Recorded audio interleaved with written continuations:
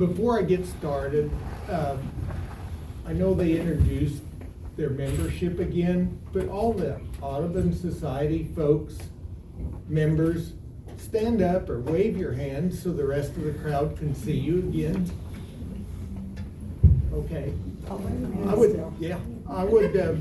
after the talk's over, I'd appreciate it if you would go to these folks and talk to them and maybe, thank them first for putting all this on, and also try to, if you're interested, maybe joining up with them. So approach them after the talk, and maybe you'll be pleasantly surprised and be very happy to do the stuff that they do.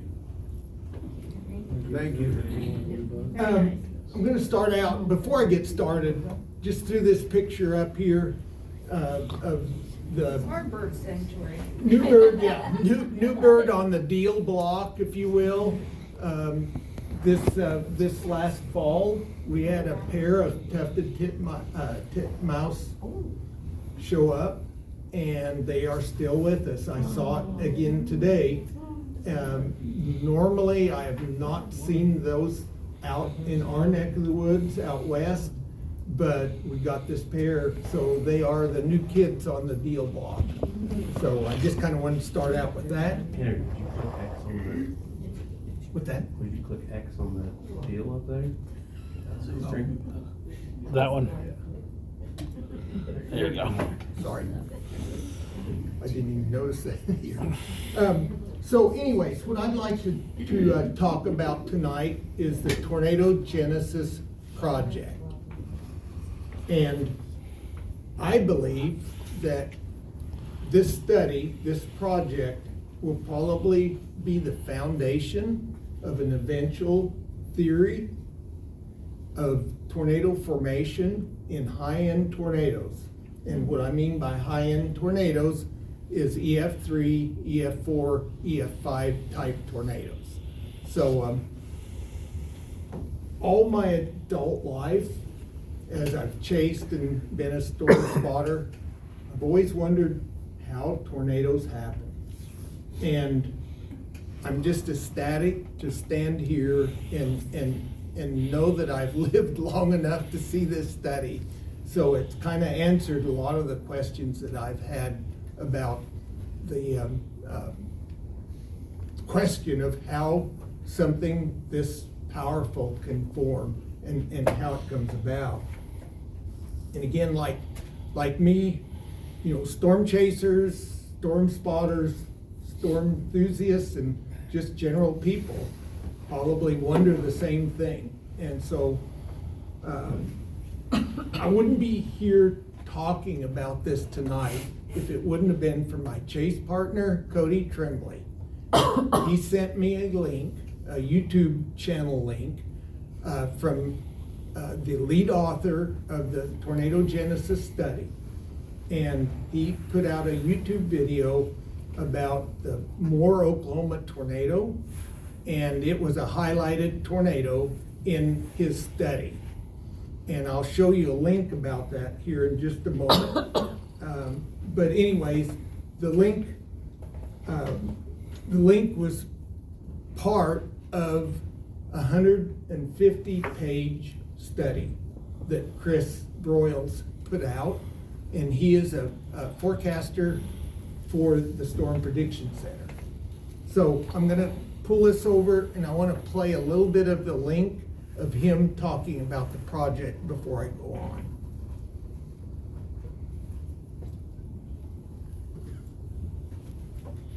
If I could pull it.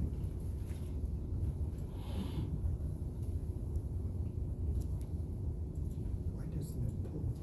You need to open it up first, Henry. Okay, sorry about that. There you go. All right, sorry about that. Hi, I'm Chris Broyles. I work at the Storm Prediction Center here in Norman, Oklahoma. Over the last 3 years, I've been working on the Tornado Genesis project.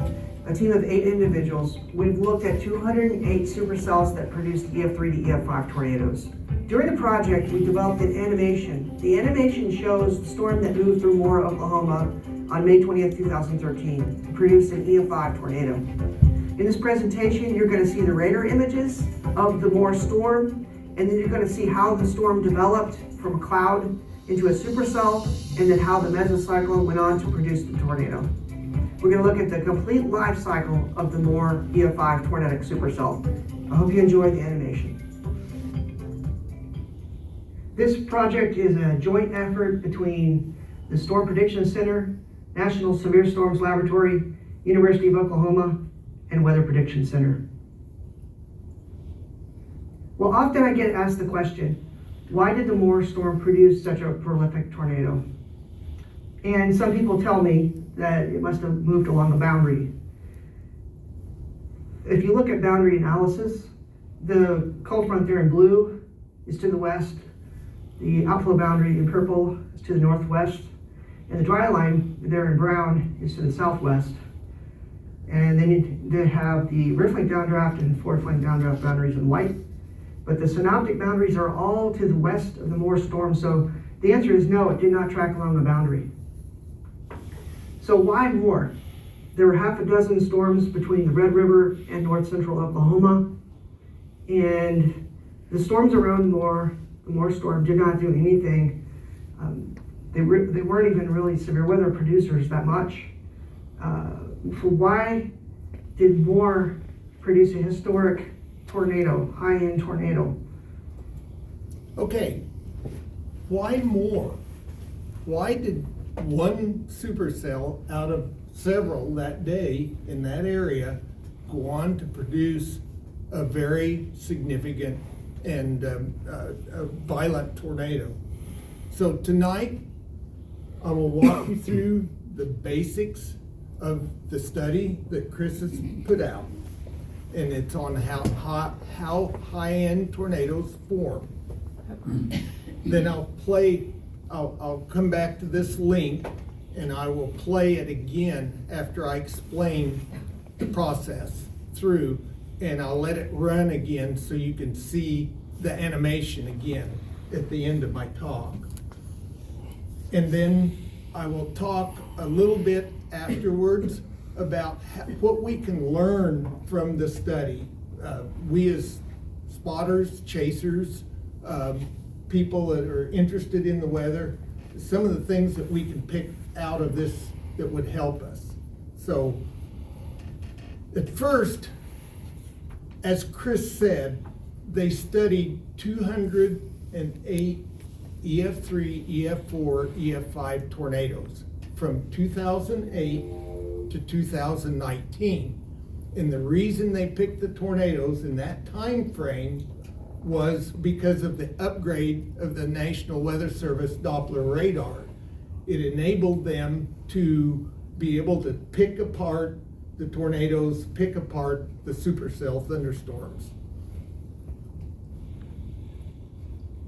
What they found, what Chris found and his collaborators, what they found was commonality of inputs into all 208 tornadoes that they studied.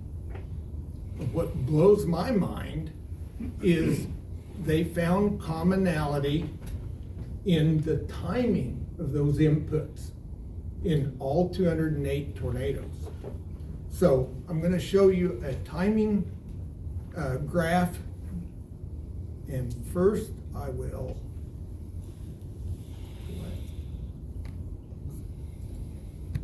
and X that out, and I will show you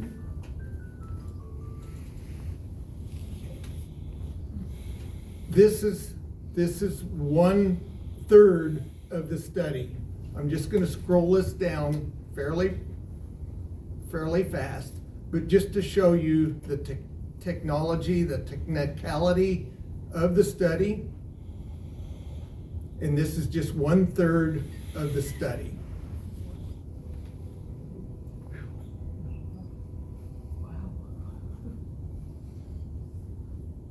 Oh, and I missed it. Okay, I'm going to do it real quick here. Get down to where I want to go.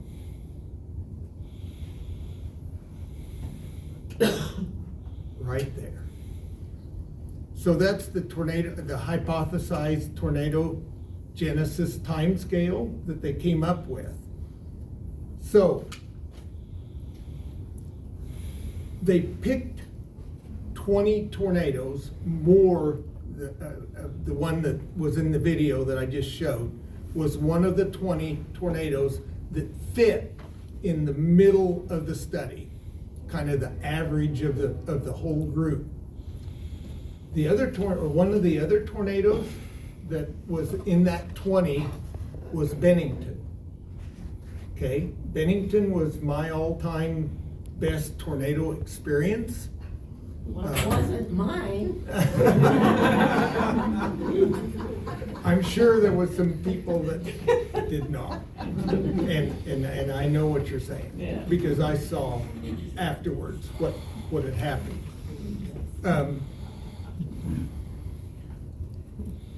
So me, my son, and my two chase partners kind of surrounded Bennington tornado, and we shot video of it from 4 different vectors. And then chase partner Jason put our videos together in a time sequence. So when the tornado did A, he showed the different vectors of what it looked like. I've probably watched that video hundreds of times, okay? And I could see things in that there were things going on that was important, but I didn't know what it was, where it came from, and how it came to be.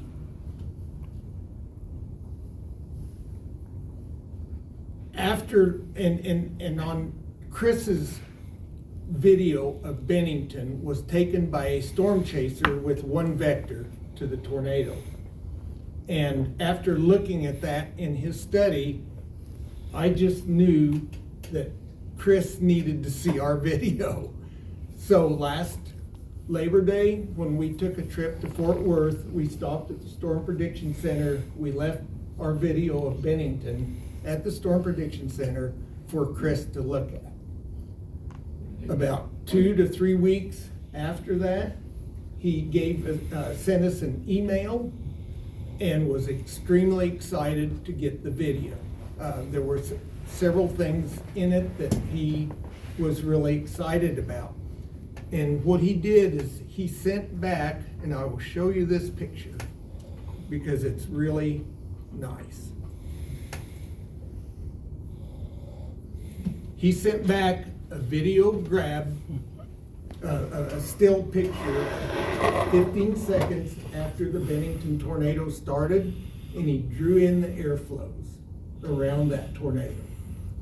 And so this was stuff I was seeing, but I didn't know where now I can see where it came from and what it was doing. Okay, so it was really, really great that I could do that.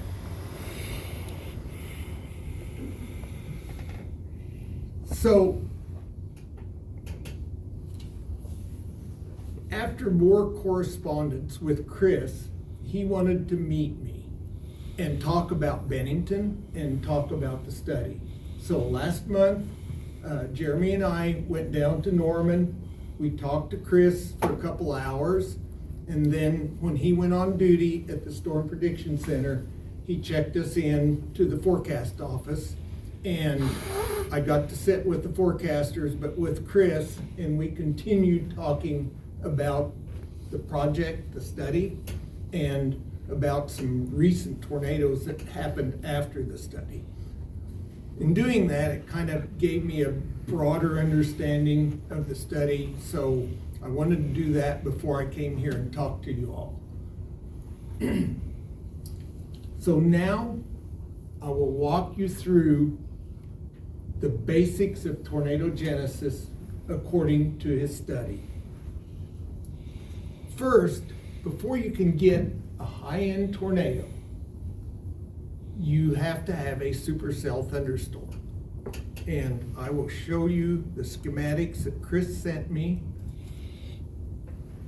of supercell. I think I'll enlarge that if I can. so it gets a little bit larger on the screen. So we'll be looking at that as I describe that. Before you have a tornado, you have to have a supercell thunderstorm. The theory of supercell thunderstorm formation has stood the test of time.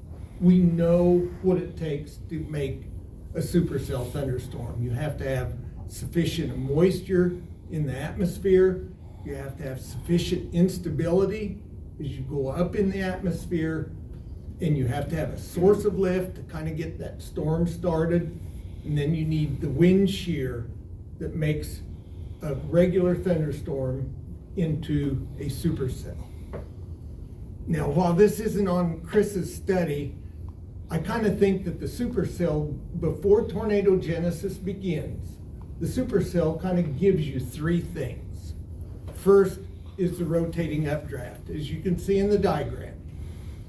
We call that a mesocyclone, or meso for short. All supercells have them. The second thing that a supercell gives you is a forward flank boundary. And what I mean by that is the warm moist air gets drawn up into the rotating updraft. It lofts that moisture, that water vapor, higher and higher, cooler and cooler altitudes. It condenses into rain, but there are strong winds that impinge on that supercell in the mid and upper levels. It blows the rain out of the updraft area, so it falls in front of the storm, and that rain downdraft, that rain-driven downdraft, falls to the east, northeast, sometimes to the north, and sometimes to the southeast, but mostly to the east and the northeast. When that downdraft hits the ground, it does this, okay? On the right-hand side, looking kind of this side, the bottom part of the picture, the inflow that goes into the rotating updraft rubs against that kind of outflow. And so it forms what they call a forward flank boundary there, and that's important. Third thing that a supercell gives you is a kind of a rear flank downdraft. Even though a lot of the rain falls in front of the supercell, as it moves along, the rotating updraft will sometimes drag some rain around to the back side of it. That rain falls and it will push out a downdraft to the south side of the updraft area. It also can take a low-level jet stream of air and also shunt that air down, and kind of forms what we call rear flank downdraft. So, for tornadogenesis to begin, you have to have an augmentation of the rear flank downdraft. What I mean by that rear flank downdraft that's kind of out there on the south side of the updraft area, it has to have an extra push or kick to start kind of pushing it out around. That is the beginning. The way you get that extra push is important. Usually it comes from a separate storm merger, a separate storm that merges into the parent supercell. The downdraft from that merger gives that rear flank downdraft an extra kick, and it starts swinging around towards the front, as you can kind of see in the diagram there. While that happens, a lot of things kind of happen at once when that RFD, that rear flank downdraft, starts getting augmented. One part of it that's next to the mesocyclone comes down to the ground near or under the parent mesocyclone. That air forms what they call an inclusion area or an inclusion point. And basically what that is I visualize it as a little mini low pressure that you see in the weather maps, okay? So you've got on the ground, you've got maybe a half a mile or a mile wide little area of rotation on the ground. And that's from the occluding downdraft that's very close to the mesocyclone. Meanwhile, as a rear flank downdraft gets pushed around towards that forward flank boundary, a couple of things happen with that rear flank downdraft. It starts to impede all that airflow that gets brought into the mesocyclone, that rotating updraft. It starts impinging on that airflow. So there's not as much air coming in. And if you think about it as a vacuum sweeper hose at the cloud base pointing downward, sucking the air up into the rotating updraft, when you have less air to suck up than what you had before, the pressure falls in that area. And you get that pressure fall by kind of two different ways, but mostly where the rear flank downdraft comes around and impedes the inflow air going into the rotating updraft. The other thing that the rear flank downdraft does, and it shows in the picture, is it nears but doesn't meet the forward flank boundary.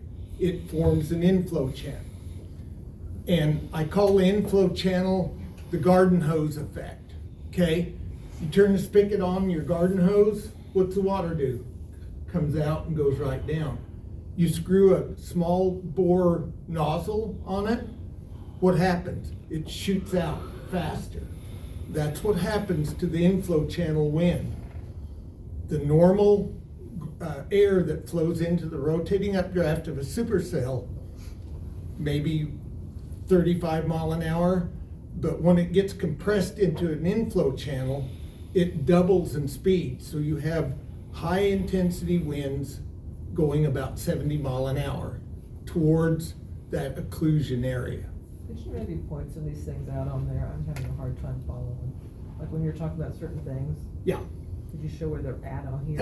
Um, Yeah, I guess I think could the do that with my RFD is arrow. a Does that weird help line. you? That would be Okay. helpful, yeah. So basically two things are going. You have your occlusion downdraft coming down here close to under the mesocyclone, okay? You also have the RFD swinging clear around and you're creating this inflow channel that's coming in towards, and this little area before the tornado. There's this little area of rotation on the ground that I was talking about before. So both this air coming down and this air blocking the inflow or squeezing the inflow is what makes the pressure drop under the mesocyclone. Okay? I don't know if that's clear to you? Clear as mud? Clearer. Okay. It's a lot. For tornado genesis, and at this point, you probably have a wall cloud, possibly even a funnel cloud at that point. But to really kick the tornado into gear, you have to have one more thing, and it's called the descending reflectivity core, or DRC. And basically what that is again, when you have a cell merger or a storm merger that comes in and augments that rear flank downdraft, you have what I would call a blob of rain-driven air that slowly comes down, and I think it's kind of depicted in that blue area. It comes down the south side of the occlusion area and starts to wrap around like that. And what that does is that kind of blocks the airflow, and it kind of makes a channel, a chamber, if you will, where the vorticity and the lower pressure falls, okay? And when that happens, you have a tornado. So it takes that DRC in the end to really get the tornado started. Now, if we go back to the inflow channel, those winds are coming in after the tornado drops or becomes established. When those winds, they wrap around the northwest side of the tornado, and then they come in on the west side. And when they hit the tornado intensifies very rapidly. And that's kind of the key of how high-end tornadoes get going, is that rapid intensification after the tornado forms. I have seen that in a few tornadoes that I've experienced. One was the Lyons to Salina EF4 in April 14th, 2012. That tornado dropped just on the north side of Lyons, and it intensified very rapidly. Bennington intensified very, very rapidly to the EF3. The other one that comes to mind especially is Chapman #2. I think we're all probably familiar with that. I was north of that tornado when it touched down about 3 miles. I started to close from the north going towards the tornado. Couldn't see on the ground because the tree line along the highway, so I couldn't really, and I was thinking that the tornado and the storm would be moving northeast away from the road that I was coming down. Break out of the trees, and there it is, just like 200 yards off the road coming right at me. So I have to stop, do a 3-point. I go back to the first mile line. I take a mile west, a mile south, and I'm gonna loop around the tornado. By the time I turned east, the tornado was a 1/2 mile wide and violent in that period of time. So that's how fast these storms can intensify. Henry, on that, if you go back to the photo you had where he drew the Yeah, images the on there, airflows. Was there anything in there that we could visually see in the field? He drew those on there knowing where they were, but was there anything? We'll talk, it's hard, it is hard, and I'll talk about that in the end on lessons kind of learned, some of the things to look for. I'll try to cover that. Bring it back up and I can pull that picture back up. And Henry, the Chapman #2 cycled north of Enterprise. Correct. And I have pictures of it when it cycled. Yeah. So anyways, you get very rapid intensification. So there you have a high-end tornado has been given birth. Sometimes the tornado story does not end there. And especially with the Moore, Oklahoma one and others, you can have subsequent storm mergers that create more augmentation to that rear flank downdraft. In other words, you have a storm where these flanking line updrafts right here can drop a rain shaft, and also what happens is it'll throw this RFD, this area right here, it will push it over to the forward flank boundary, and it will cut off the inflow channel. When that happens, the tornado gets larger, it gets wider, okay? It maintains its intensity because it has the occlusion downdraft here feeding it, keeping it going, along with the mesocyclone. Now, if you get another cell merger or another augmentation, and you form a new rear flank downdraft that sweeps around as the tornado's going, it's larger, and that rear flank downdraft reopens the inflow channel. When that inflow channel, that high velocity wind hits that tornado will shrink some again, but it will bump up one category in intensity. So if it's an EF3, that snapback, that bump up, will make it an EF4. If it's an EF4, it will bump it to an EF5. And now I think you can understand why EF5 tornadoes are so rare. there are so many things that have to happen. You have to have several storm mergers, flanking line mergers to create the rear flank downdraft to do these extra things that can bump up tornadoes like the Moore EF5 did. So that's kind of the story. Well, no, I'm not done. Tornado demise. How does a tornado die? Okay, as a parent supercell, it's moving along with this nasty tornado underneath it. EF4, EF5 going along there. The storm, as it moves along, it matures. What I mean by that is as it moves along, the storm gets taller and taller in altitude. Okay? So now that the rain that forms is forming at higher and higher, colder and colder altitude. When those rain falls and the downdraft they bring sweeps around, it will sweep everything out from underneath the mesocyclone, and the tornado will die very rapidly. Okay? So that is the recipe for the tornado cake.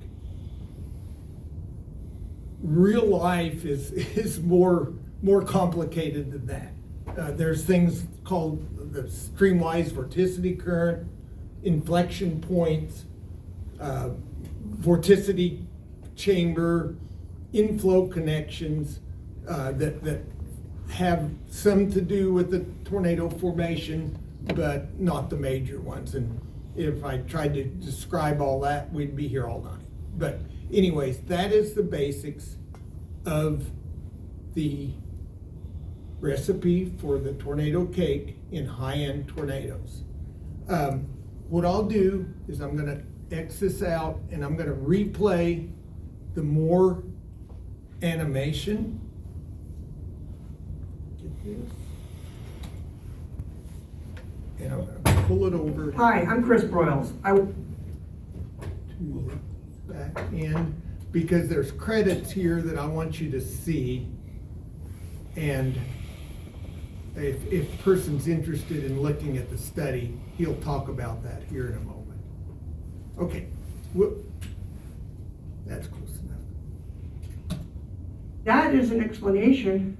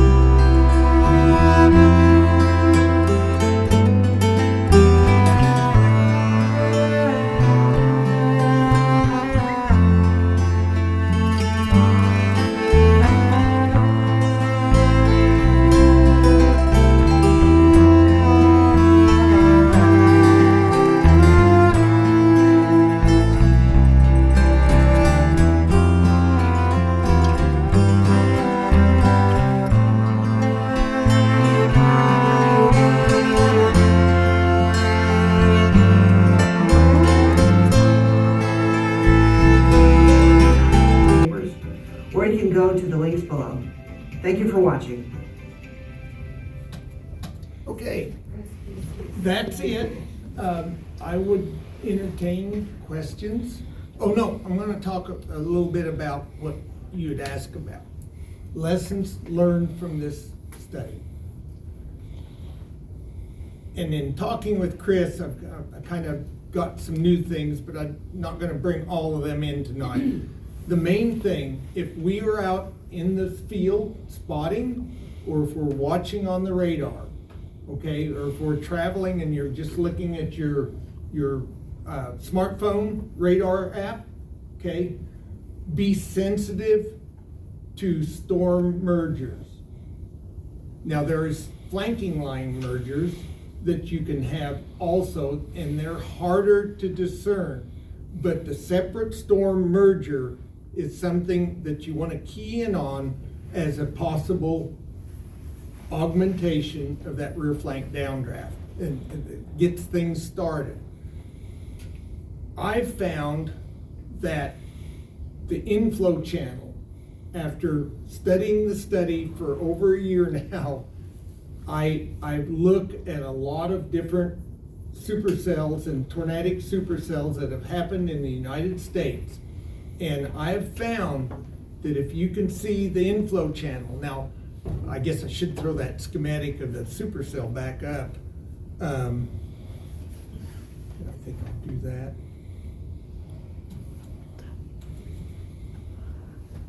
Okay.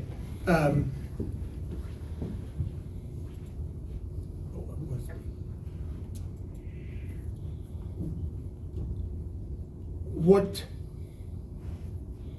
I've found, when you can see a normal supercell before an inflow channel, you have an inflow notch usually that you see radar wise. Inflow channel is very narrow and it kind of tapers and it kind of goes towards, if you see in this diagram, it kind of comes into the north side of the hook echo and comes in. If you see that in reflectivity on the radar, that means that a tornado is ongoing or it's going to happen very, very quickly. Honey, do you have a picture of the radar from Moore so you can show them what the hook echo I looks could, I mean, I could play that whole video, No. but, But not everybody knows Yeah. what hook echo is. well, Jeff's got one right here on the one that was over Alta Vista. so anyways, Yeah, before I but lose, storm yeah, gets before I worse. lose my train of thought, what I was Sorry. talking about, the inflow channel I've found is a good way. Another thing to tell if there's a tornado ongoing is if you see the debris ball on the end of the hook, or if you see in velocity scans, if you use the velocity, you see, and I look for a pixel, 1, 2, or 3 pixel against pixel blue or green, red, okay? Gives you a good indication that there is a tornado ongoing. The other thing that I have noticed, that if you have just a lot of green against red in a broad space, probably a lot of the times, and Larry, you'll probably shake your head here, but a lot of the times there isn't a tornado ongoing. You just about have to have that pixel, 1, 2 pixel to pixel against each other. It's a good indication of a tornado is ongoing, or at least the mesocyclone is so strong that it's probably supporting a tornado, okay? And some of you guys for the storm chasing bunch, there's, and for you folks that watch TV on the Weather Channel and stuff, they have what they call the debris tracker. Have you seen that? The debris ball, the blue. Well, yeah, the Weather Channel calls it, I think, and some of the TV stations call it debris tracker. And that's good if that's co-located with your pixel or your hook that's really got a debris ball, it probably works. But I have also, that isn't always true in what I've looked at. And I may be wrong here a little bit, but I have seen a couple of cases where if you have debris lofted high, may mean that there was a tornado, but it may not mean that there is a tornado ongoing. And the case in point, I was watching a storm last fall in Texas, and the winds that day were very strong at about 5,000 feet out of the southwest. Tornado touched down, started lofting debris tracker, you had to fall out, and the Weather Channel was going gaga about it. Well, the winds blew that debris forward very fast, and the National Weather Service actually issued a warning for a town that this debris was over when the business end of that tornado and that supercell was about 10 or 12 miles back to the west of it.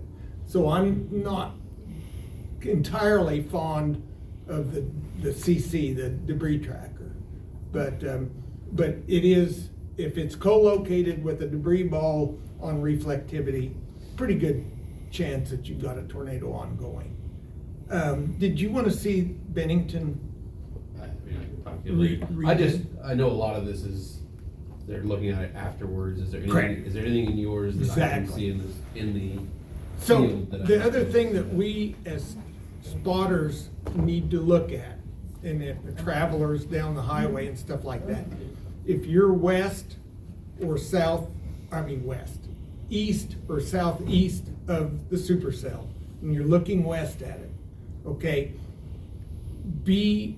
and you can locate the mesocyclone or maybe the wall cloud, okay, watch behind it. If you see a precipitation shaft, doesn't have to be very big, but if you see a rain shaft behind that, key in on that for potential RFD augmentation, Would be coming back. coming around, or possibly a DRC. In the Bennington case, the DRC was, you could actually see it in the precipitation. And that's why I shaft. was curious, he just put those lines on there knowing that's where that stuff was. There was nothing in Yeah. that photo that showed any of that? Well, there was on one of our shots from further away, okay? Because that's what he was excited about. I'll bring that back up real quick. Okay. So a lot of that is kind of hypothetical, but he put this together looking at 4 different vectors on this.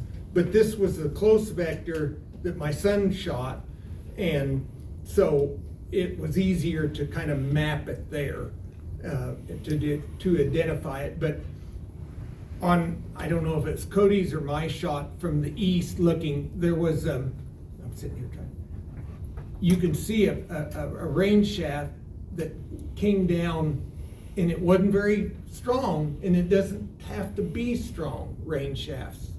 It can, but sometimes it doesn't have to be. And that you can see back behind that rain shaft was coming down, and that's what brought that DRC down, and that's what started the tornado. So, questions? Yeah, I don't know why did it stay in the same spot so long? That was a case of wind shear aloft, not moving, pushing the storm along. So it kind of also built on itself a little bit, is why it stayed. And then eventually, what rarely tornadoes do, it actually retrograded back to the southwest. The Moore one did too, didn't it? What's that? The Moore one did a couple days before. Yeah. It did the Yeah. same thing. Yeah. Go ahead, Mike. How do you know this? I mean, how have you been able to measure all these different forces? I mean, obviously a guy didn't stand in the middle of a tornado with a windsock. and- Not anymore. How did you find out? They do drop some steel probes in the way. What Chris did, and Henry drives into let it. me do the video real quick. I mean, there's so many forces, how are you able to measure? Hi, all I'm of Chris them? Broyles. I work at the storm predict, Right here. the Moore storm. There's a speed This max is the there, but then new watch what Doppler happens. radar. All of a sudden, Can you turn the winds drop by about 20 knots. I can get that down. All of a sudden below 10,000 feet. We don't have anything above 50 knots really below 10,000 feet anymore. It just, all of a sudden, just whatever was there just passed. So what they're doing is they're doing And so kind of a even 3D in the next few scans, mapping of the winds even of the weakened more. storm. So If you we watch that definitely in the thing. think So we're they can- seeing They take the old radar subliminal data and jet they dissect that came it like through this, so they can about the see time things before the tornado developed better and then all than the way what we through can toward see the end of the tornado. by our eyes. And we are proposing that there was a meso beta scale 700 Well, that's millibar the jet part. of about 60 to 80 knots. It was about 8 or so miles wide. So I'll just kind of go through, but you It can was see a the, scale and a second cell. I a think little it's second showing cell the DRC for this. and how the sails. That one there, the second But they one is gonna can, go they also can go to scale. dissect stuff by The first radar one, you can see that imagery. it's approaching the Morse So Lincoln basically, line. you can interpret Still some this separation there. by using radar. That's how he did the study, for the most part, yes, yes, yeah. Yep, Okay, so I realize it's probably a basic question, but do all storms move northeast? No. no, Okay, it's dependent on the environmental wind shear of that day, which direction the storm will move. It's a kind of a composite of the different levels in the atmosphere and the direction that the wind blows. When you put that all together, that determines the direction that the supercell or the storm will take. Just last fall, we had some just west of here go straight south, and then we had some go straight north too. And we had some come from the southeast and move northwest. Depends on the time of year. Usually in the early spring, storms tend to go more northeasterly as the season progresses. And again, that's a factor of environmental wind shear of that day. When you get more into late summer and fall, storms tend to come more out of the northwest to southeast. But it's a factor of environmental wind shear. When it says, did I hear right, it was 8 miles wide, or what? Mile. Does that mean the whole No, tornado was 8 miles the wide? the No? Moore, Oklahoma tornado was just a little over 1 mile. 1 mile. The largest tornado, I think, to point was El Reno. El Reno, and it was And I think El Reno was like 2.5, I think, Yeah. if I remember right. Yeah, And so it just keeps supposedly moving. correct. The track maybe, that it's gone maybe. Yeah, the long track, but are you talking about that occlusion area at the ground? Is Yeah. that what you're talking What about, hits that the little ground. Yeah. mini low pressure? Yeah, that moves with the supercell as the supercell moves along, with the occlusion downdraft right next to the mesocyclone, scours out that little rotation area. And then that moves along, and then the DRC hits it, the inflow channel hits right after the DRC. And so it's sequential. Was the one at Bennington at EF5? Well, there was Doppler radar, mobile Doppler radar analysis that said there was like EF4, EF5 winds, but it wasn't on the ground. It was up in the tornado ways. So, It also didn't hit anything. right? Didn't hit anything. And it didn't So hit that was anything. I will tell you that I went into that feedlot after, where it parked for 15 minutes, because I knew there had to have been horrific damage there. And if you looked at the damage, and I saw what Greensburg looked like after an EF5 there. And the trees were debarked, the trees were knocked over about as high as this ceiling, that's all that was left of a tree, no bark on it in Greensburg.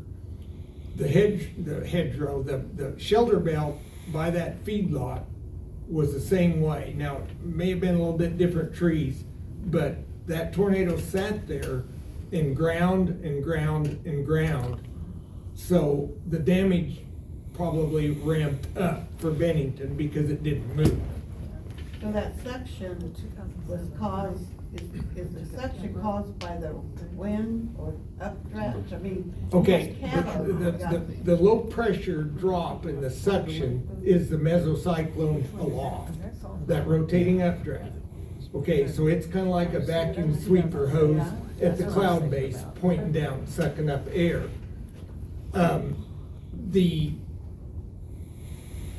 How do I say it? Larry, you probably have to help me out on that. The blockage of the air that was once flowing into the base, the underneath of the storm, into that rotating updraft, when that gets restricted, again, you know, when you put a vacuum sweeper hose to your hand, what's it Right, on your hand? yeah. That's what happens, and that's where you get your big pressure drop from the mesocyclone bottom to the ground. And it kind of, the DRC protects that area and gives it a chance for that pressure to drop and the tornado to come down. Then the inflow channel winds hit it and bang, it juices it. Do they anticipate more tornadoes this season than? I've surfed the web a lot and I've checked that out from different people that have put stuff online. And yes, the answer is they're expecting a little bit above average type of severe for this spring, mostly in May and early June. But who knows?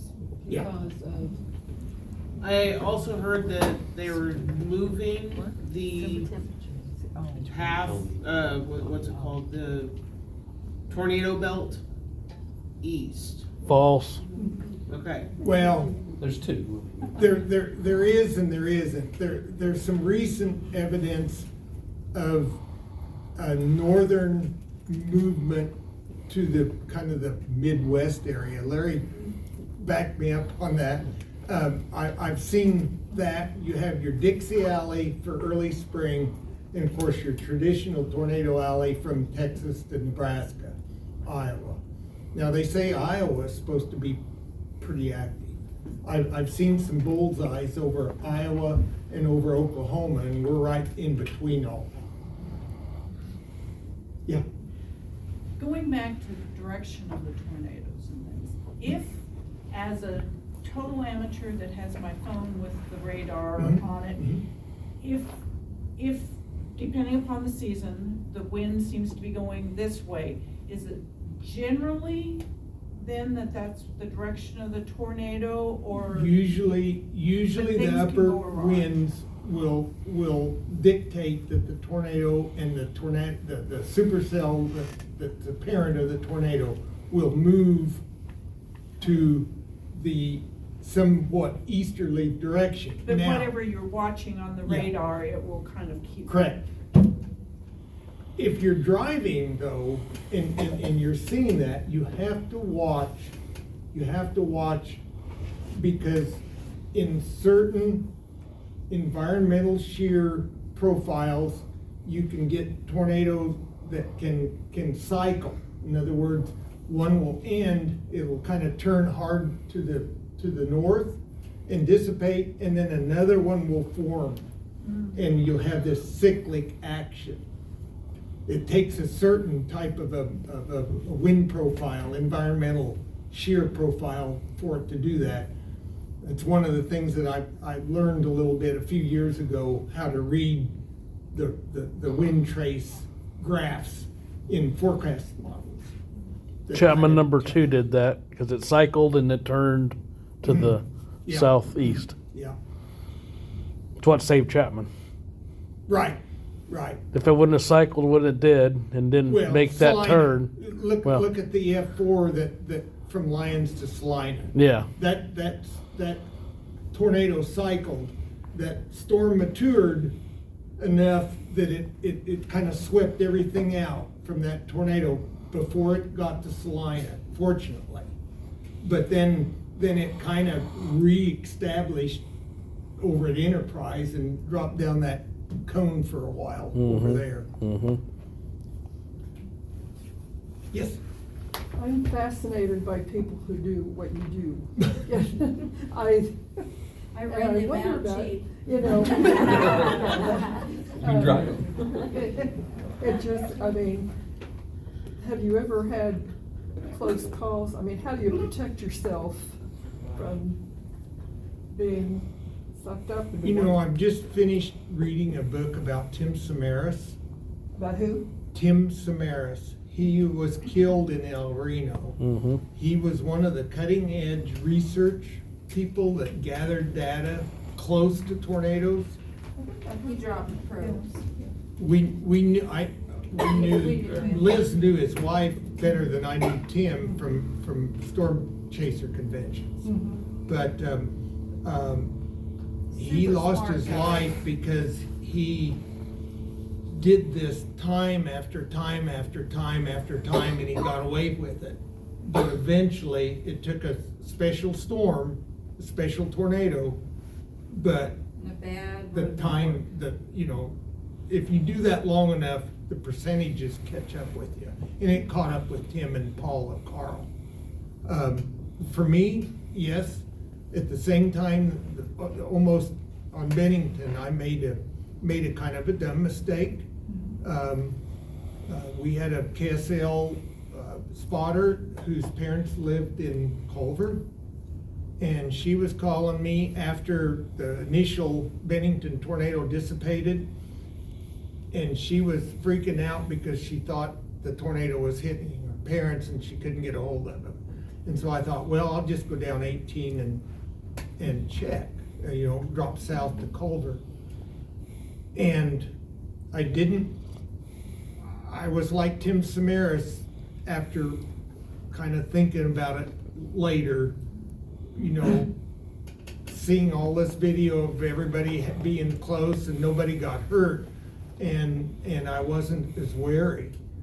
And I got underneath and a new tornado started to develop, and I got caught in the inflow jet and started blowing my truck physically off the highway. And I was able to turn sideways enough so I wouldn't get being pushed. And I know you have those dumb thoughts. I'm going, instinctively I look southeast because that's where I know the tornado is going to be. And I see it. It's not quite on the ground yet. And I'm going, dumb thought, way to go, Henry. In this time, you're northwest of the tornado, which should be the safe spot. But on this day, tornadoes are moving from east to west, But fortunately, it didn't intensify anymore, and I was able to drive out from underneath it. But after that, yeah, I don't get as close if I can possibly help it. Well, I think it's amazing what you do. I mean, unlike a lot of people who, when I hear the tornado sirens, instead of taking cover, I go out on my front porch. Sure. Yeah. Natural And human a lot of reaction. my neighbors do too, Correct. But Sociologists have told us that people want a second opinion. So what do? We go out and we look with our eyes to see if it looks bad, we'll go to our shelter. If it don't look bad, well, maybe not. Grab the lawn chair and sit down. Well, yeah, correct, but that can be a dangerous thing too, a little bit. But again, the polygons on tornado warnings are getting narrower. It used to be all county. Well, shoot, supercell, 5, 6, 7, 8 miles in diameter. So most of the county is going to have sunshine, and people are wondering what's going on. And so I think the National Weather Service has done a good step by narrowing their polygons on their tornado warnings, so that and I would say this to all of you, if we are in a tornado warning now, it is a take action message. You want to take cover. But you got your smartphone, you can look at your radar. I mean, Yeah. it's so different than it used to be. You can actually have pretty much up-to-date radars and not delayed. Well, yeah, but It's you still have a 4-minute delay usually. So are you But- saying they've gone back from where they said a warning, for a while they're saying a warning, it was just like everything? Yeah, So whole they ignored the county. warning, so they ignored Yeah. it, so they And reduced so that. We're they back narrow to- it to parts We're of back to what counties. they should be more Correct. now. Okay. If that phone starts screaming at you, Yeah, take cover. make sure that your apps this spring are set for the emergency action notification. So if you're in a warning, it will tell you. You'll get a warning on your phone. Mm-hmm. I appreciate what you do and I thank you for it. But I do my storm watching from the living room. And so, where are the best radars the most descriptive radars that I can get from my living room?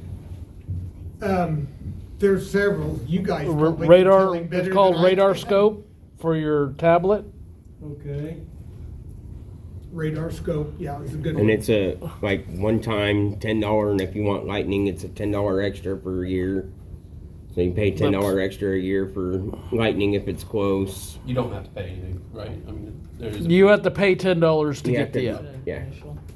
But I it's, paid $70-some for GR level 3, but and that's it's what we use when we're out in the field. That's a one-time thing. Is the radar scope, that's what you use? This is what we use on our tablet when we were out in the field. He's got it on his tablet, his phone, I've got it on my phone, and when he's driving on Copilot, so. If you're not comfortable with radar, I would say KSN, Yeah, KWCH. I was just gonna say. KWCH, Who? KWCH, Channel 12. Any of them. Any of the major- major TV net apps are good. Yep. Or I think if you have the any TV one on, of them. turn them on. KSN Yeah. has an app for your phone. And it'll warn you, right? If you're in, it'll warn you. Yeah. It'll alert you. Yeah, it should. Yeah, 12 has actually the radar on theirs too, on the phone I too. think every major network does. Yeah, every TV station should have an app. If you search for that TV station and weather, I think you can probably pick that up. There's one out of Kansas City, one of the TV stations has one.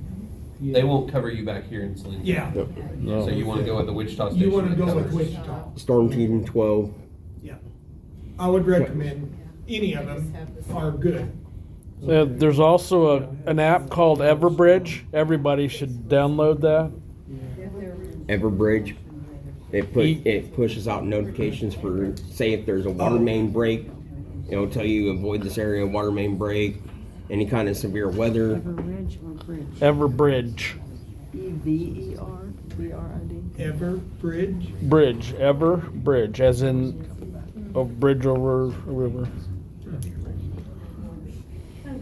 Yes. Does the shape of the ground, like riverbeds and hills, will that steer tornado? A little bit, but not to risk your life on it, okay? There can be local things that can kind of help or hinder a little bit, but for the most part, Mom Nature, Burnett's Mound was supposed to shut tornadoes. In 1966, it nailed Topeka.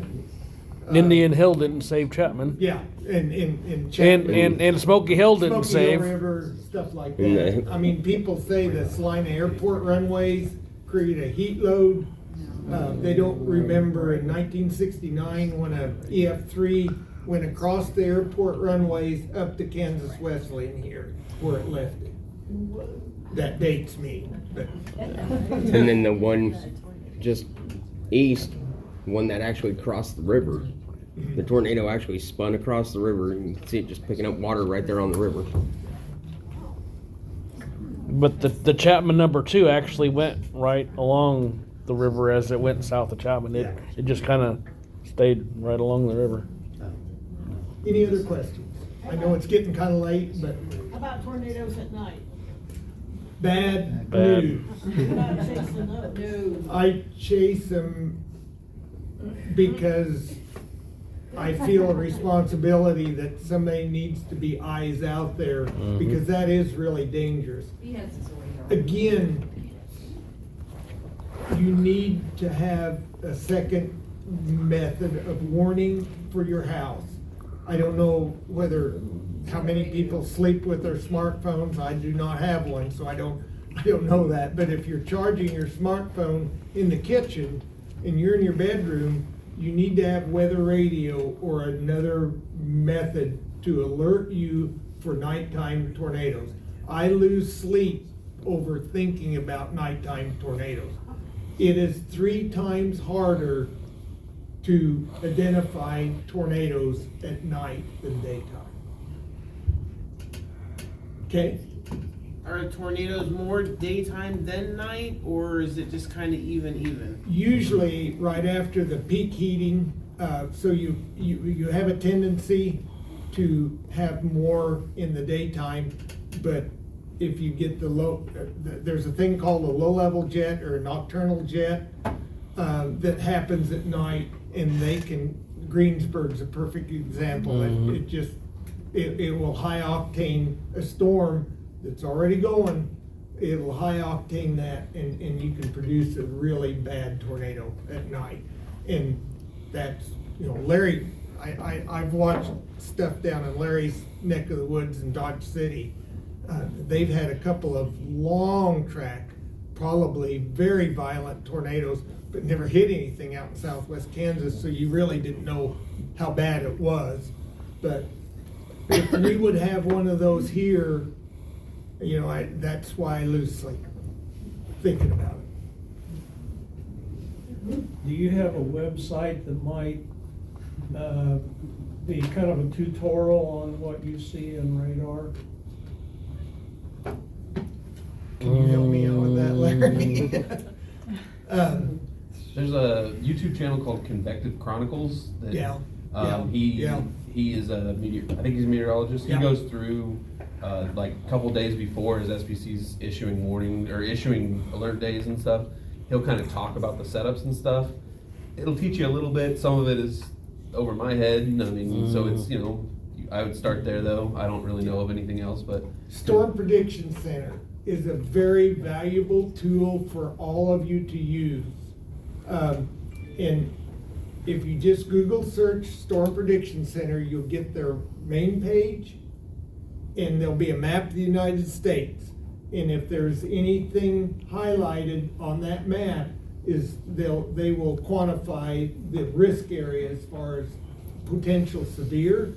So once you bookmark that, it takes about 20 seconds to go and look at that map. If Kansas is in the middle of one of those things, then you might want to scroll down and read the text. But that's a really good way for people to bookmark the Storm Prediction Center website, just to check. That's the first thing I do when I get on the computer in the morning. In fact, I get up at 2:30 in the night and I go to the computer because that's when day one update It's that comes. bad. It's that bad. it's that good. We appreciate it. We appreciate it because everything he puts out. Thank you very much.